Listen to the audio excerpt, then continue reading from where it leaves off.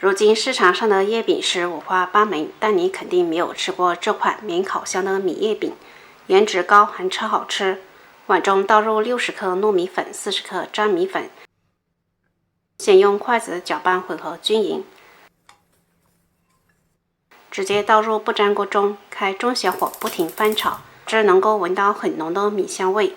米粉非常松散的状态就说明炒熟了，关火完全晾凉。凉透之后，我们起90克混合米粉，剩下10克备用，加1克盐拌匀，更能突出甜味。再加入100克麦芽糖浆、20克熟薏米油，先搅拌成细状，再揉成团。因为是糖油，所以揉起来会比较困难。碗太小，我们放在案板上继续揉成团就可以啦。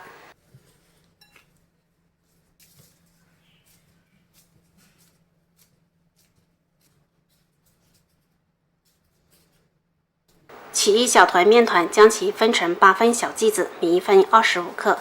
馅料依然用自己炒的板栗馅，同样将它分成8分小剂子，每一份25克。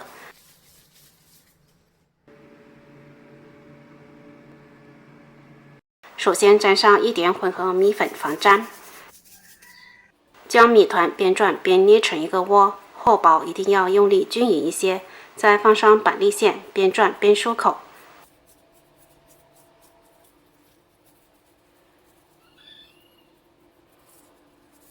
将它搓成椭圆形状，收口的地方朝模具里边，之后用力压实脱模，一个颜值爆表的花生米叶饼就做好啦。